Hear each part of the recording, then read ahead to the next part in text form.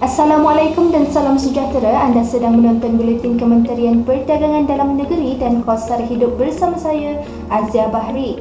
Kami akan memaparkan kepada anda mengenai usaha yang telah dilakukan oleh KPDN setiap minggu.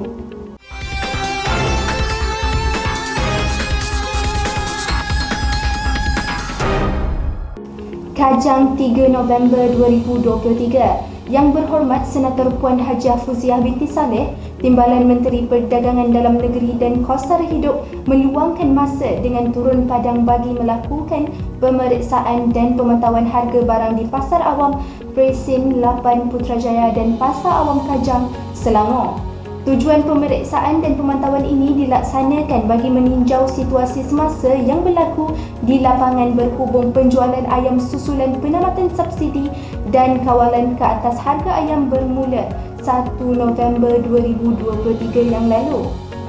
Kuala Lumpur 9 November 2023. Bekalan bawang di pasaran dalam negara ketika ini mencukupi dan stoknya masih mampu bertahan, kata Timbalan Menteri Perdagangan Dalam Negeri dan Kos Sara Hidup YB Senator Puan Hajiah Fuziah binti Saleh. Beliau berkata susulan tindakan India yang mengehadkan ekspor bahan itu, kerajaan sedang berusaha mendapatkan bekalan bawang dari beberapa negara lain walaupun ketika ini bekalan dalam negara masih belum terjejas.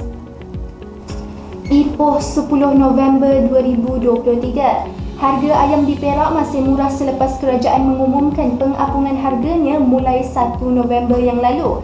Pengarah Kementerian Perdagangan Dalam Negeri dan Kos Sara Hidup KPDN Perak, Datuk Kamaluddin Ismail berkata, setakat ini ia masih terkawal dan pihaknya tidak menerima laporan mengenai kenaikannya. Malah katanya berdasarkan maklumat dan pemantauan yang dibuat, harga ayam masih di bawah harga kawalan yang terakhir sebelum pengapungan iaitu RM9.40 sekilogram.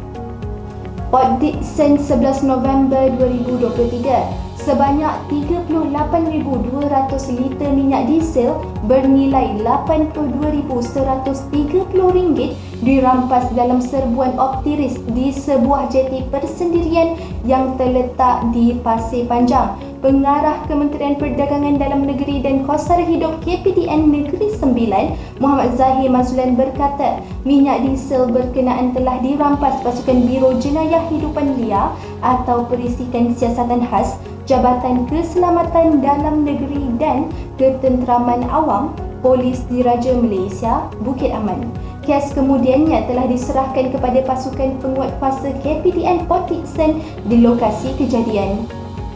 Kuala Lumpur 14 November 2023. Kementerian Perdagangan Dalam Negeri dan Kos Sara Hidup KPDN ketika ini tidak mempunyai sebarang dasar berhubung tindakan memboikot sesuatu barangan oleh pengguna, kata Timbalan Menteri KPDN yang berhormat Senator Puan Hajiah Fuziah binti Saleh menyentuh mengenai tindakan pengguna memboikot produk berkait Israel. Beliau berkata kerajaan tidak boleh menghalang kerana ia merupakan hak mereka. Beliau berkata, sebagai kerajaan pendirian kita adalah menyokong Palestin, itu pendirian kita. Tetapi sama ada interpretasi itu nak menyokong boikot atau tidak, itu terserah kepada individu atau pengguna. Pantai Remis 15 November 2023. Kementerian Perdagangan Dalam Negeri dan Kos Sara Hidup KPDN Perak Cawangan Manjung menumpaskan satu sindiket penyelewengan minyak diesel bersubsidi bernilai lebih RM260 di sebuah stor tersembunyi. Pengarah KPDN Perak, Datuk Kamaluddin Ismail berkata, kejayaan itu hasil risikan dibuat selama 2 minggu ke atas sebuah lori tangki di Ubah Suai yang disyaki membuat pembelian minyak diesel bersubsidi di stesen minyak sekitar Pantai Remis, Berwas dan Taiping. Kuala Lumpur 15 November 2023. Sebanyak 43 permohonan kad diskaun khas menu Rahmah diterima sejak inisiatif itu mula dilancarkan pada 2 November yang lalu. Timbalan Menteri Perdagangan Dalam Negeri dan Kos Sara Hidup yang berhormat Senator Puan Hajiah Fuziah binti Saleh berkata, dari segi jumlah pengusaha pula, lebih 2,800 pengusaha menawarkan menu Rahmah sehingga kini.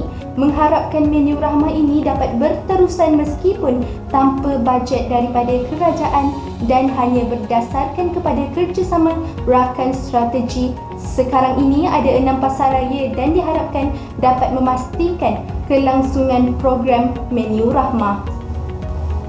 Ikuti perkembangan informasi terkini berkaitan Kementerian Perdagangan Dalam Negeri dan Kos Sara Hidup menerusi semua platform media sosial KPDN. Baik, sekian berita yang telah kami paparkan buat anda semua. Semestinya yang sahih disebarkan. Buletin KPDN demi kemakmuran sejagat. Salam hormat dan Assalamualaikum.